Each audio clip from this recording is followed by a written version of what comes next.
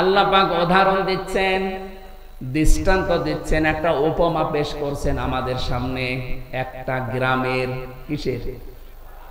সিরাজগঞ্জের এখানে যা আসলাম, এটা বড় সাড়ুটিয়া নাকি নাম দেখলাম, তাহলে এটা একটা গ্রাম। আপনি মনে করবেন এই গ্রাম সম্পর্কে আজকের আয়াত নাজিল হয়েছে, যদিও এটা নাজিল হয়েছে মক্কা। এই গ্রাম সম্পর্কে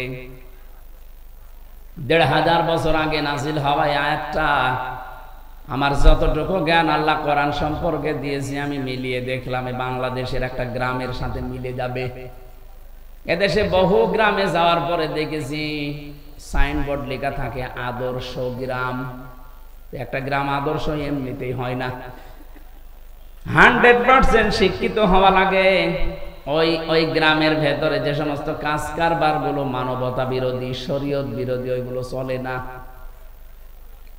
অভাব অনটন, শান্তি, স্বস্তি, নিরাপত্তা বিভিন্ন দিক দিকে বিবেচনা করে লেখা হয় আদর্শ গ্রাম। পরশুদিন যেখানে ছিলাম লেখা ছিল আদর্শ আন্দোলিয়া, তার মানে গ্রামটা 100% শিক্ষিত মানুষ। কোরআনে আল্লাহ যে আয়াতটা দিয়ে গ্রাম সম্পর্কে উপমা দিচ্ছেন, এই গ্রামটার নাম হচ্ছে বাক্কা। নাম কি? বাক্কা। এটা মক্কার প্রাচীন নাম। আল্লাহ পাক বলেন, ইন্না আউয়ালা বাইতি উযিআ লিন-নাসি লাল্লাযী বিবাক্কাতা মুবারাকা ওয়া হুদাল লিল আলামিন। অবশ্যই এই পৃথিবীতে সর্বপ্রথম একটা ঘর প্রতিষ্ঠিত হয়েছে। প্রথম বানিয়েছে আল্লাহ ফেরেশতাদের দিয়ে, দ্বিতীয় বানিয়েছে হযরতে আদমকে দিয়ে, এরপরে বানিয়েছে হযরতে নূহকে দিয়ে, এরপরে বানিয়েছেন ইব্রাহিম আলাইহিস সালাম আর ইসমাইলকে দিয়ে। এখন মাঝে মাঝে শত সংস্কার হয়, কিন্তু সর্বপ্রথম আল্লাহ পৃথিবীতে ঘর বলতে যা বোঝায় ওইটা বানিয়েছে কাবা শরীফকে। দুইটা জিনিসের ভেতরে এখনো পর্যন্ত রাখা আছে। এক নম্বরে ফিহি মুবারাকান, এটা বরকতময় করে দিয়েছে আল্লাহ, কিয়ামত পর্যন্ত এটা বরকত দিয়ে ভরপুর থাকবে। মুবারাকান ও হুদান, এর ভেতরে আল্লাহ পথ নির্দেশিকা রেখেছেন লিল আলামিন, বিশ্ববাসীর জন্য। এবার আসেন তো আয়াত থেকে আল্লাহ আমাদের জানাতে চান কি? তাফসিরে মুফাসসিরিন ইকরাম লিখেছেন, আমি বহু তাফসিরে আয়াতের সাথে মিলিয়েছি, সব মুফাসসির লিখেছেন আমান দাখালাহু কানা আমিনা। এই কাবায় যদি কেউ প্রবেশ করে আল্লাহ তাকে নিরাপত্তা দিয়ে দেয়। খুব ভালো করে বুঝবেন, এখান থেকে শিক্ষা বের হবে। এই বাতাস কি করে দাও, জোরে দাও। হ্যাঁ একটু জোরে দাও, 10 মিনিট, তারপরে বন্ধ করে দাও। এতরে ঘেমে যাচ্ছে।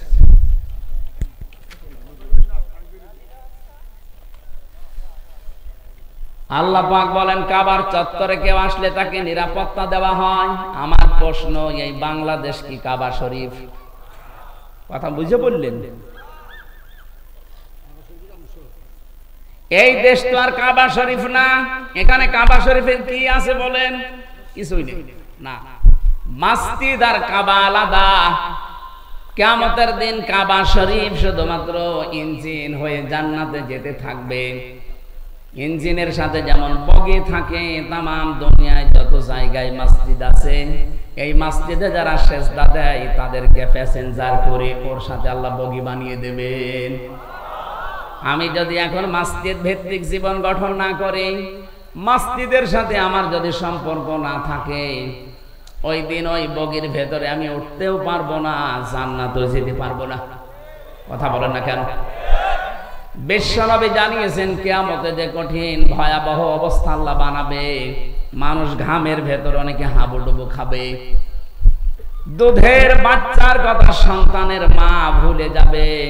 মহিলাদের এই দৃশ্য দেখার পরে পেট ফেটে সন্তান বের হয়ে যাবে। এত কঠিন অবস্থা আমি তৈরি করব, কিন্তু এর ভেতরে 7 প্রকার মানুষকে যে আমার আরশের ছায়ায় স্থান দেব, তার 4 নম্বরে তারা যাদের সব সময় মসজিদের সাথে অন্তর লটকানো থাকে। তার মানে নামাজে গেলে নামাজ শেষ হলে বের হতে মন চায় না, কিন্তু কর্মজীবনের জন্য বের হওয়া লাগে। যখনই কর্মজীবনে যায়, নামাজের সময় হলে আবারও যেন ছটফট করে আবার আল্লাহকে সেজদা দেওয়ার জন্য চলে আসে। এরকম মন যদি কারো তৈরি হয়, কিয়ামতের দিন ওই লোকটা আল্লাহর জান্নাতে আরশের ছায়ার তলে স্থান পাবে। মাছের কলিজা দিয়ে আল্লাহ তাকে খাবার খাওয়াবে। এবার আমি যে উদাহরণটা নিয়ে এসেছিলাম, এবার দেখেন তো, আল্লাহ পাক বলেন অমাং দাখালাহু কানা আমিনা। হে নবী, আমি কিন্তু কাবাকে নিরাপত্তা দিয়ে ঢেকে রেখেছি। আমাদের দেশটা যেহেতু কাবা না, এ দেশকে যদি কাবার মতো নিরাপত্তা দিতে হয়, কোরআনে কারিমে সূরা আনআম 7 নাম্বার পারা 17 নাম্বার পৃষ্ঠা 1ম নাম্বার লাইনের 82 নাম্বার আয়াতে এই দলিল দিয়েছেন। ওইটা যদি আমরা সত্যিই মিলাতে পারি, সারা পৃথিবী আমার এই বাংলাদেশে 56,000 বর্গ মাইল কাবার মতো শান্তি, স্বস্তি, নিরাপত্তা দিয়ে আল্লাহ ঢেকে দেবেন। কাবাকে নিরাপত্তা দিয়েছে কে? 56,000 বর্গ মাইল নিরাপত্তা দিতে পারে কে? আপনি বলেন না আমাদের র্যাব আছে। আরে ভাই, র্যাবেরই তো নিরাপত্তা লাগছিল কয়েকদিন আগে। কে? পুলিশ পর্যন্ত আপনার সিরাজগঞ্জে 14 জন না 13 জন মারা গেছে, পিটিয়ে মেরে ফেলেছে মানুষ। কুষ্টিয়াতে আমার বাড়ির আশপাশে অনেক পুলিশ ভাড়া থাকতো, কোথায় যে গেছে এখনো পর্যন্ত ফিরে আসেনি। ওরা জানে, ওর পরিবারও জানে না ও কোথায় আছে। পুলিশ পর্যন্ত নিরাপত্তা পায়নি ওই সময়। আল্লাহ পাক এবার কি জানিয়েছেন দেখেন, আপনার জীবনে মেলে কিনা। আল্লাযীনা আমানু ওয়া লাম ইয়ালবিসু ঈমানাহুম বিযুলমিন উলাইকা লাহুমুল আম ইলা আখিরি আয়াত। এখানে যারা আরবি বোঝে, উলাইকা এটা ইসমে ইশারা। আল্লাহ যেন এভাবে আঙ্গুল দিয়ে বাংলাদেশের দিকে মনে হচ্ছে দেখাচ্ছে, কারণে দেশে কোরআন শরীফ আছে না? বলেন বলেন। যেখানে কোরআন আছে তাদেরকে দিয়ে আল্লাহ যেন ইঙ্গিত দিচ্ছেন, যারা ঈমান আনবে আর ঈমানের সাথে জুলুমকে মিশ্রণ করবে না। এখানে আছে জুলুম মানে শিরিক। জুলুম মানে কি? তাদের ঈমানের সাথে যারা শিরিক মিশ্রণ করবে না, সে নারী হোক আর পুরুষ হোক, আল্লাহ গ্যারান্টি দিচ্ছেন উলাইকা লাহুমুল আমনু, এরাই নিরাপত্তার হকদার। আল্লাহ যে নিরাপত্তা দেবে, কাদের দেবে? আল্লাহর হক তাদের উপরে নিরাপত্তা দেওয়া, যে মানুষগুলো তাদের ঈমানের সাথে জুলুম শিরিককে মিশ্রণ করবে না। আর যেটা সবচাইতে বেশি বাংলাদেশ, ভারত আর পাকিস্তানে। আমাদের ঈমান আছে, কিন্তু আমাদের ঈমানের সাথে শিরিক মিশ্রিত, আর আমাদের আমলের সাথে বেদাত মিশ্রিত। এই কথা বলেন না কেন? আখলিস দীনাকা ইয়াকফিকাল আমালুল কলিল। তোমার ঈমানটা খাঁটি করো, শিরিক মুক্ত করো। বেশি আমল করার দরকার নেই, অল্প আমল করলে ওটা যদি বেদাত মুক্ত হয়, আল্লাহ তোমাকে জান্নাতের জন্য যথেষ্ট বানিয়ে দেবে। এই জন্য কোরআনে যেখানে আমলের কথা দেখবেন, বেশি বেশি আমল করে কথা আল্লাহ দেয়নি। কোরআন শরীফে যেখানে আমলের কথা আছে, কাজের কথা আছে, কাজটা বেশি করে করো না, কাজটা ভালো করে করো। আল্লাযী খালাকাল মাউতা ওয়াল হায়াতা লিয়াবলুয়াকুম আইয়ুকুম আহসানু আমালা। তিনি সে আল্লাহ যিনি তোমাদের মউত আর হায়াত বানিয়েছেন। সিরাজগঞ্জবাসী আয়াতের দিকে একটু তাকান। আল্লাযী খালাকাল মাউতা দিয়েছেন আল্লাহ। আগে কিন্তু মউতের কথা, এরপরে হায়াতের কথা। আপনারা শুনছেন? কোন দিকে তাকিয়ে আছেন? খালাকাল হায়াতা ওয়াল মাউতা আল্লাহ দেয়নি, আল্লাহ দিয়েছেন আগে মউত, এরপরে হায়াত। এটা দিয়ে আমাদেরকে বোঝাতে চাই, বান্দা তুমি যত উপরে ওঠো না কেন, এই বিশ্বাস নিয়ে থাকবা যে মরা লাগবে। কি করা লাগবে? এই জন্য মরণের কথা আল্লাহ আগে দিলেন, পরে দিলেন হায়াতের কথা। এখন হায়াত কি? আমরা অনেকেই মনে করি হায়াত মানে আমরা যেটাই আছি এইটাই, না। 5 প্রকার হায়াত। তাফসীরের ভেতরে আমি বেশি হায়াত হয় 5 প্রকার। 1 নম্বরে আরমে আরওয়ার, রুহের জগতের যে হায়াত, এটা আমরা পার করে ফেলেছি। কথা বলেন না কেন? এরপরে আলমে বুতুন, মায়ের পেটের জগৎ, এখানে আমরা 10 মাস 10 দিন পার করে ফেলেছি। এখন যেটা আছে আলমে দুনিয়া, এই পৃথিবীর জগৎ, এইটাই আমরা এখন রানিং আছি। সামনে এখনো 2টা বাকি আছে, আলমে বারজাখ কবরের জগৎ, আর একেবারে 5 নাম্বারটা আলমে আখিরাত পরকালের জগৎ। তার আগে 2টা শেষ, পরে 2টা আছে, মাঝখানেরটাই আছে। তার মানে মাস্ট বি আমাদেরকে পরের 2টায় যাওয়া লাগবে। কুল্লু নাফসিন যায়িকাতুল মাউত ওয়া ইন্নামা তুওয়াফাউনা উজুরাকুম ইয়াওমাল কিয়ামাহ ফামান যুহজিহা আনিন নার ওয়া উদখিলাল জান্নাতা ফাকাদ ফাজ। রব্বুল আলামিন বলেন সূরা আলে ইমরানে 185 নাম্বার আয়াতে আছে, প্রথম অংশে প্রত্যেকেই মারা যাবে। প্রত্যেকেই মারা যাবে, হয়তো 2 দিন আগে 2 দিন পরে। প্রতিটি মানুষকে তার উজুরত, তার পারিশ্রমিক, যেটা তার পুরস্কার এনাম, আমি কিন্তু পরিপূর্ণ করে দেব তার হাতে ধরিয়ে। এই যে নে, যা করেছিস এইটা। শুধু এতটুকুই না, এটা তো আখিরাতের সাথে বলছি, দুনিয়ার বিষয়টা সামনে আসবে। 3 নাম্বারে আমি আল্লাহ যাকে আমার জাহান্নামের আগুন থেকে মাফ করে জান্নাতে দিয়ে দেব, এই লোকটার জীবন সফল। এটা একটা ব্যাখ্যা। 2 নাম্বার ব্যাখ্যা কি? ফামান যুহজিহা আনিন নার ওয়া উদখিলাল জান্নাতা ফাকাদ ফাজ। যেই লোকটা কি আসরের আযান দিচ্ছে, একজন শুধু জবাব দিয়ে দিন, আজানের হয়ে যাবে। আল্লাহ রাব্বুল আলামিন জানিয়েছেন, যে লোকটাকে আমি তৌফিক দান করি যে আস্তে আস্তে জাহান্নামের কাজগুলো ছাড় দিতে থাকে, ছেড়ে দেয়, আর জান্নাতের কাজগুলোর দিকে এগিয়ে যেতে থাকে, এই লোকটার জীবন সফল। আপনি বলেন তো, আপনি কি জাহান্নামের কাজগুলো আস্তে আস্তে ছেড়ে দিতে পারছেন? জান্নাতের কাজের দিকে একটা একটা করে আপনি এগিয়ে যেতে পারছেন? যদি পারেন, বুঝবেন আপনার জীবন সফল। ও ভাই, ওমাল হায়াতুদ দুনিয়া ইল্লা মাতাউল গুরুর। দুনিয়ার এই জীবনটা কিন্তু খেলাধুলা। কে বলছে? এটা একটা ধোঁকা। আপনার সন্তান আদি এটা ধোঁকা, আপনার ছেলে মেয়ে, স্ত্রী, বাবা মাও ধোঁকা। এটা যতদিন আপনি উপলব্ধি করে মেনে নিতে না পারবেন, এই ধোঁকা থেকে বের হতে পারবেন না। আল্লাহর কসম, আল্লাহ বলছেন এগুলো সব ধোঁকা। আয়াতে আমি একটা প্রমাণ পেয়েছি ধোঁকা কেন, একটা উদাহরণ দিয়েছেন।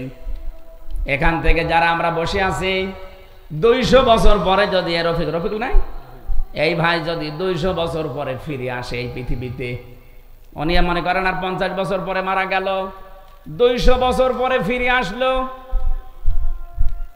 যে বাড়িতে উনি বাস করে, ওনার বাড়ি যদি 2 তলা 3 তলা হয়, এসে যদি বলে কারা আছো এই বাড়িতে, এ বাড়ি কিন্তু আমি বানিয়েছিলাম, যারা ওই বাড়িতে বসবাসকারী ওই সময় থাকবে তারা বলবে কে আপনি? ভণ্ডামি করার জায়গা পান না? আপনার মনে হয় থাকার জায়গা নেই, এই জন্য এসে পরিচয় দিচ্ছেন। আপনার যদি একেবারে জায়গা না থাকে, আমাদের মসজিদ আছে, বারান্দা খোলা আছে, ওখানে রাত্রে থেকে কেটে পড়েন, কোনোদিন আমার এখানে আসবেন না। বলেন তো এই কথা বলবে কিনা? এক কথা বলছেন না কেন? 100 ভাগ বলবে। আপনি মরিয়ে দেখেন, আমার 3 পুরুষের পরে আমার আর জানা নেই। আমার বাবার নাম রিয়াজউদ্দিন, তার বাবার নাম জাহান আলী, তার বাবার নাম নমাজ আলী, এরপরে আমি আর জানি না, সত্যি আমি আর জানি না। এরপরে যে কারা আছে আমি জানি না, ওটা কি হিন্দু ছিল না কি ছিল তাও জানি না। বলেন তো, আমার মতো মানুষ এই 3 পুরুষের পরে আমার আর মনে নেই। এখন ওই নমাজ আলী সর্দারের বাবা যিনি কি ছিল যেহেতু আমি জানি না, উনি যদি এখন এসে কুষ্টিয়ায় বলে এই বাড়ি আমার, এই ভিটা আমার, ও দাঁত মুখ খুলে ফেলবো না? এই কথা বলছে না কেন? কিসের নমাজ আলীর বাপ আপনি? আমি তো নমাজ আলী পর্যন্ত জানি, এরপরে আর জানি না। এমনকি আমিও যদি 200 বছর পরে ফিরে আসি, আমার যে মেয়ে আছে, মেয়ের ছেলে আছে, ছেলের ছেলে আছে, 3 পুরুষ মাত্র। 3 পুরুষের পরে আমির হামজা কি তারাও জানবে না। কথা বলেন না কেন? আল্লাহ বলেন এই যে এরকম একটা ধোঁকা, এই ধোঁকায় পড়ে আছো তুমি। আমার মনে হয় জীবনের শেষ প্রান্তে যারা পৌঁছে গেছে তাদের তো এটা উপলব্ধি হওয়ার কথা আরো বেশি। এই যে মুরব্বীর দুনিয়ার সব কিছু তো এতদিন পর্যন্ত 60, 70, 80 বছর দেখেছে, কি মনে হচ্ছে ওনার যে একটা জীবন ছিল আমার কাছে ওটা এখন স্বপ্নের মতো মনে হয়। এখন যেটা আছি এটা শুধু আকাঙ্ক্ষা, এইটা পাবো, ওইটা পাবো, ওইটা পাবো, খালি এই ধান্দায় আছে। আর সামনে যেটা আছে এটা একটা স্বপ্ন। এটা কি ওনার এখন যদি 80 বছর বয়স হয়, আগের এই পুরা 80 বছরটা ওনার কাছে আসলে কিন্তু দুনিয়ার জীবনে এইটা প্রত্যেকের জন্য। এটা যতদিন আপনি না বুঝবেন ততদিন আপনার জীবনকে আপনি পরিচ্ছন্ন করতে পারবেন না। এই জন্য আমার আল্লাহ কাজের কথা দিলেই দেখবেন সেখানে ভালো কাজ করো বা ভালো করে করো এরকম কথা দিয়েছেন। বেশি বেশি কাজ করে কথা নেই। আমাদের ইমান যা আছে, ইমানের ভেতরে আমরা শিরিক প্রবেশ করিয়ে নষ্ট করে ফেলেছি। আর আমল যাই আছে টোটা ফাটা, আমলের ভেতরে বেদাত প্রবেশ করিয়া আমলটাকে আমরা শেষ করে দিয়েছি। এই জন্য আজকে থেকে যদি এই বাংলাদেশটাও কাবার এলাকার মতো শান্তি, স্বস্তি, নিরাপত্তা নিয়ে আমরা ব্যবস্থা করে দিতে চাই, ডক্টর ইউনূস আপনাকে আমরা বলবো আলেমদেরকে সাথে নিয়ে এই 18 কোটি মানুষকে সঙ্গে নিয়ে শিরিক মুক্ত দেশ গঠন করেন। আমল আমরা যে যাই কাজ করি, আমাদের কাজের ভেতরে, আমলের ভেতরে যেন বেদাত না প্রবেশ করে। আপনি এইটা দেখেন, কারণ আপনিও তো কয়দিন পরে মরবেন। আপনিও মুসলমান, আমরাও মুসলমান। অন্যান্য জাতি যারা আছে তাদের ধর্ম তারা নির্দ্বিধায় পালন করবে, কোনো অসুবিধা নেই। কথা বলেন না? কিন্তু তারা আমার নামাজে বাধা দিলে ছাড় নেই, এমনকি তাদের পূজায় বাধা দিলেও যেন আমাদের না ছাড়া হয়। প্রতিবেশীর নামে এতদিন পর্যন্ত বিশ্বের মানুষকে যারা জানিয়েছে বাংলাদেশে সংখ্যালঘু নির্যাতন হয়, এটা এখন বিশ্বে বিভিন্ন দেশ প্রমাণ করছে সবচাইতে বেশি সংখ্যালঘু নির্যাতন হচ্ছে ভারতে। ওরা বাবরি মসজিদ ভেঙে ফেলেছে বিভিন্ন দোহাই দিয়ে, যে এখানে নাকি রাম মন্দির ছিল। আরে ভাই, ঢাকার স্বামীবাগের যে ইস্কন মন্দির, এখন যদি আমরা এই দেশে 96% মানুষ আওয়াজ তুলি জানাই এখানেও 500 বছর আগে আমাদের মসজিদ ছিল, আমরা এটা ভেঙে মসজিদ বানাবো, আপনি মরবেন। আমাদের ধর্মে যেহেতু এটা শেখায়নি আমাদেরকে, লা ইকরাহা ফিদ্দিন, ধর্মে বাড়াবাড়ি নেই, আছে জোর জবরদস্তিও নেই। আমরা দাওয়াত দেই আপনাকে, এই উগ্রবাদী এই আচরণটা বন্ধ করেন। ইসকনের নাম নিয়ে যা হচ্ছে এটা কিন্তু একেবারে অরিজিনাল হিন্দু না, খাঁটি হিন্দু এরা না। এদের আসল হচ্ছে ইহুদি। ওদের যে প্রভুপাদ আছে যেটা প্রতিষ্ঠাতা, ওইটা ইহুদি। ও চার্চে লেখাপড়া করেছে খ্রিস্টানদের। ও উগ্র কিছু মানুষদেরকে দলে ভিড়িয়ে ইসকন গঠন করে সারা দুনিয়ায় এখন এদের নিয়ে অশান্তি। শুধু বাংলাদেশে না, 257টা রাষ্ট্রের 195টা দেশে ওদের নিয়ে এখন ঝামেলায় আছে। এই জন্য ওদের উস্কানিতে যেন আমরা পা না দেই। ওরা খুব চেষ্টা করেছিল সাইফুল ইসলাম আলিফকে হত্যা করার মাধ্যমে এই দেশে মুসলমানরা যেন একটু হইচই করে, এরপরে যেন একটা হট্টগোল বেঁধে যায়। আর এটা করাচ্ছিল যারা পালিয়েছে ওরা যেহেতু বিভিন্ন হাল দিয়ে হালে পানি মানায়নি, ওদের রিক্সা লীগ, ওদের আনসার লীগ, কথা বলছে না কেন, বিভিন্ন লীগ দিয়ে যখন পানি বানায়নি তখন ওরা লাগিয়েছে বিভিন্ন কায়দায় ইসকনকে। এইটাও হালে পানি নেয়নি, কারণে দেশের মুসলমানেরা সব চাইতে বেশি সংযমের পরিচয় দিয়েছে।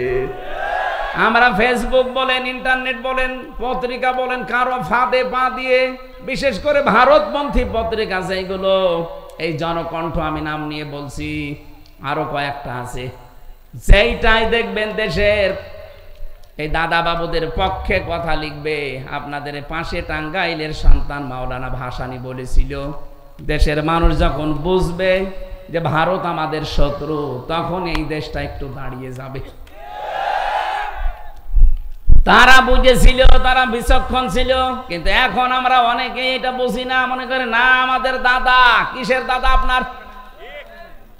আপনার দাদা হলে আপনি যান। ওরা এখন চট্টগ্রাম নেওয়ার ধান্দায় আছে। আরে ভাই, চট্টগ্রাম আমাদের বাংলাদেশের অংশ, আপনি কি যৌতুক নেবেন? আর যৌতুক আপনাকে দেব কেন? মেয়ে কি আমরা আপনাকে একেবারে স্বাভাবিকভাবে দিয়েছি? মেয়ে তো পালিয়ে গেছে। পালিয়ে যাওয়ার মেয়ের আবার যৌতুক কিছু? বিয়েই তো আমরা মেনে নিচ্ছি না। কথা বলে হ্যাঁ, যাওয়ার পরে যদি কোনো মুসলমানের সাথে বিয়ে করতো তাও মানতাম। এমন লোককে স্বামী স্ত্রী এ পরিচয় দিচ্ছে, 15.5 বছরে পরিচয় দেয়নি যে আমাদের স্বামী স্ত্রীর সম্পর্ক। তো যদি স্বামী হয় ও তো ফুল হাতা হাফ হাতাও না। কথা বলছে না, যার কাছে পালিয়ে গেছে ও কি ফুল হাতা না হাফ হাতা? হাফ হাতা। ফুল হাতা। একটা মুসলমান মেয়ে ফুল হাতার কাছে যায় কি করে? আরো অধিকাংশ ফুল হাতারা এখন হাফ হাতা হয়ে যাচ্ছে। আমার জেলের যে জেলার ছিল দেবদুলাল, ও শুনলাম নাকি চুরি করে হাফ হাতা হয়ে গেছে। এখানে বৈজ্ঞানিক অনেকগুলো ব্যাখ্যা আছে, এখানে এই পরিবেশ এটা বলা ঠিক নাই, জন্য বললাম না। আজ ওরা গোপনে গোপনে অনেক ফুল হাতা হাফ হাতা হয়ে যাচ্ছে, আর আপনি কাজ আর পেলেন না, চলে গেলেন আপনি হাফ হাতার কাছে। আর পালিয়ে যাওয়ার মেয়ের যৌতুক কিসের? বিয়ে আমরা এখনো মেনে নেইনি। বাবা মা আত্মীয় স্বজন যদি বিয়ে মেনে না নেয়, পালিয়ে যাওয়া মেয়ের যৌতুকের প্রশ্ন আসে। এরপরও আপনার নিয়ে নিতে চান জোর করে যে চট্টগ্রাম দিয়ে দাও, দিতে পারি। আপনাদের 7 সিস্টার আমাদের দেওয়া লাগবে। আপনি কি আর কি মনে করেন? 7 সিস্টার আমি পুরাটা ঘুরেছি, একটাও ঠিক থাকবে না। ডক্টর মোহাম্মদ ইউনূস শুধু একটু ইঙ্গিত দিয়েছিল, আপনারা ভয়ে পাগল হয়ে গেছেন। কারণ আমি জানি দুনিয়ায় সব চাইতে বেশি মরণকে ভয় পায় মুশরিকরা। সূরা বাকারার ভেতরে আছে ওয়ালা তাজিদান্নাহুম আহরাসান নাসি আলা হায়াতি ওয়া মিনাল্লাযীনা আশরাকু ইয়াওয়াদ্দু আহাদুহুম লাউ ইউআম্মারু আলফা সানা ইলা আখিরি আয়া। রব্বুল আলামিন বলেন, পৃথিবীর মানুষেরা, আপনি যদি মুশরিকদেরকে বলেন যে তোমরা 1000 বছর বেঁচে থাকবা, ওরা বলবে আমরা আরো বাঁচতে চাই। কারণ জীবনের উপরে সবচাইতে বেশি মায়া মহব্বত ভালোবাসা এই দুনিয়াতে মুশরিকদের। এই জন্য আমরা শুধু যাওয়া বন্ধ করে দিয়েছি, এই ঘোষণা এখনো বন্ধ করিনি। আমরা বলেছি যাব না ওই দেশে চিকিৎসার জন্য, দাদারা কেটে কেটে মরছে না, 40 ভাগ ছাড় দিয়ে দিলাম, আসেন। নাই তো আমরা না খেয়ে মরে যাব, কারণ মরা ওদের কাছে খুব কঠিন। আর আমরা যারা মুসলিম তামাম দুনিয়ায় 200 কোটি, আমাদের মরণ কঠিন না, আমাদের মরণ হাদিয়া। আমরা বিশ্বাস করি দুনিয়ার এই নশ্বর পৃথিবী ছেড়ে যেতে পারলে আমার আল্লাহর বানানো জান্নাত রেডি হয়ে আছে। কাদের জন্য? সূরা নাহাল, এটা 32 নম্বর আয়াতের তাফসিরে পাবেন, ভালো করে মিলাবেন এটা। আল্লাযীনা তাতাওয়াফাহুমুল মালাইকাতু তাইয়্যিবিনা ইয়াকুলুনা সালামুন আলাইকুম উদখুলুল জান্নাতা বিমা কুনতুম তা'মালুন। বলেন আল্লাহু আকবার। পৃথিবীর মানুষেরা যারা মরণের বিছানায় আছাড় খেয়ে পড়বে, এদের যদি এই যে তাইয়্যিবিনা আছে, আমি তাফসিরে দেখেছি তাইয়্যিবিনা মানে শুধু পোশাক পবিত্র, শুধু শরীর পবিত্র না, আপনার বিশ্বাস, আপনার আকীদা। এই যে আকীদা মানে আপনার ঈমান, এটার পবিত্রতা শিরিক থেকে, বেদাত থেকে আপনি করবেন। আপনার বিশ্বাস আপনি পবিত্র করবেন শিরিক থেকে, কুফরি থেকে। তাহলে বিছানায় যখনই পড়বেন, মরণের বিছানায় আছাড় খেয়ে, 1টা 2টা না, মালাইকা বহু বচন দিয়েছেন, নারী হোক আর পুরুষ হোক, লক্ষ লক্ষ ফেরেশতারা এসে ওয়েলকাম জানাবে, সালামুন আলাইকুম উদখুলুল জান্নাহ। প্রবেশ করো, ওই যে জান্নাত দেখা যাচ্ছে, এইটাই তো জীবনের সফলতা। চোখ বন্ধ হওয়ার সঙ্গে সঙ্গে যদি আমার বিশাল ঠিকানা যেটা জান্নাত, যার শুরু হয়ে গেছে কোনোদিন আর শেষ হবে না, এইটা যদি সত্যি আমরা দেখতে পাই, আমাদের জীবন সফল। কথা বলে না কেন? আল্লাহ পাক, আমি যে আয়াত পড়েছিলাম এখানে কিন্তু এইটার সাথে যোগ সংযোগ আছে। আদারাবাল্লাহু মাসালান ক্বরিয়াতান কানাত আমিনাতাম মুতমাইন্না। কাবার মতো এই বাংলাদেশকে নিরাপত্তা দিতে চাইলে এক নম্বরে আমাদের কাজ হবে দেশে আমরা যেন শিরিক না করি।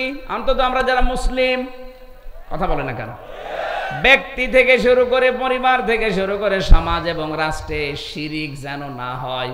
কারণ শিরিক হলে আল্লাহ এত বেশি রেগে যায়। এখন যদি এই ভাই যে বাড়িতে দেখে ওনার স্ত্রীর কাছে পাশের গ্রামের একজন শুয়ে আছে, কিছু করেনি, এমনি শুয়ে আছে, উনি যত ভালো মানুষ হোক আর আমি যত ভালো হই, যে বউকে ছাড়বে কেউ? আমার মনে হয় যদি হাতে দাঁত থাকে এক কপি আলাদা করে ফেলবে আর বাংলায় গালি দেবে। আমি গালি দিতে পারলাম না। আপনি বলেন তো ওনার বউ উনি খালি কি করেছিলেন? কবুল, এতটুকু একটা শব্দ নিয়ে বাড়িতে নিয়ে আসলেন, তাও তো পুরা চাহিদা উনি পূরণ করতে পারেন না। কারণ মানুষের জীবনের পুরা চাহিদা পূরণ করা আল্লাহ বাদে সম্ভব। কথা বলেন না কেন? ওনার বউকে উনি কোনোদিন অক্সিজেন দিয়েছে? কথা বলেন না কেন?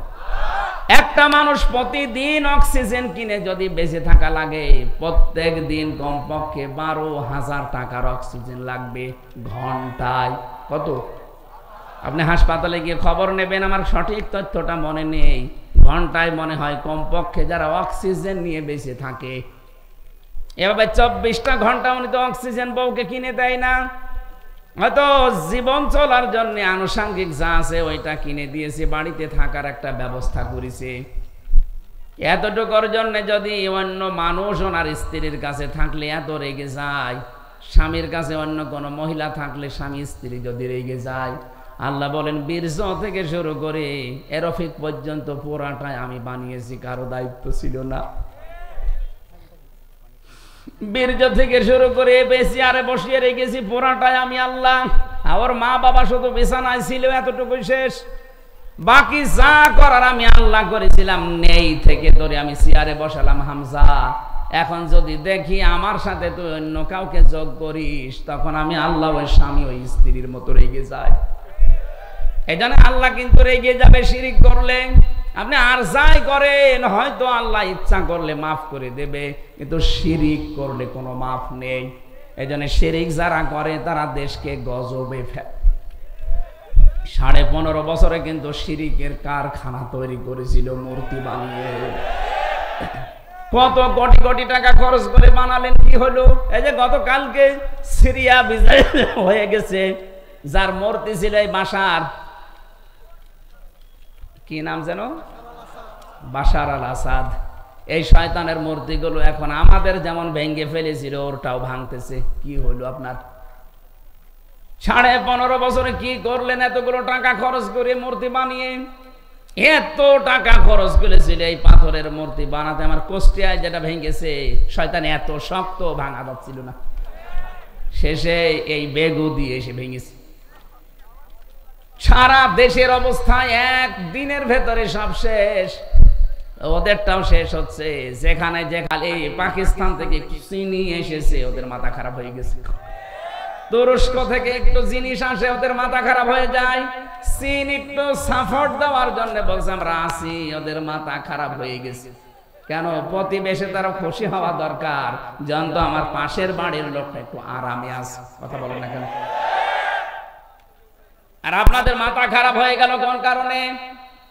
পাশে যতগুলো রাষ্ট্র, বিশেষ করে পাকিস্তান, আফগানিস্তান, নেপাল, ভুটান, চীন, মায়ানমার, একটার সাথে ওদের সম্পর্ক ভালো না।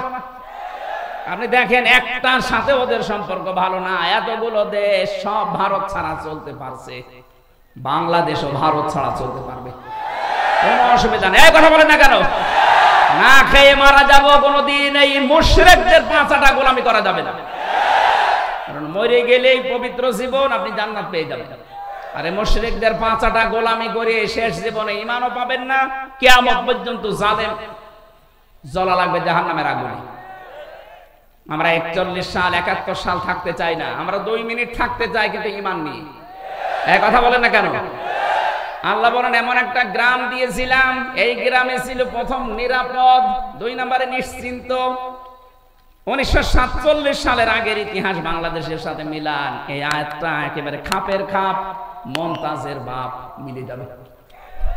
আমি তো মিলিয়েছি এইভাবে এই কোরআনের সাথে, আমি যা পড়ি আগে বাংলাদেশ নিয়ে মিলাই দেখি এখান থেকে কি পাওয়া যায়। এক এক সময় এক এক জায়গায় আজান আছে, মানে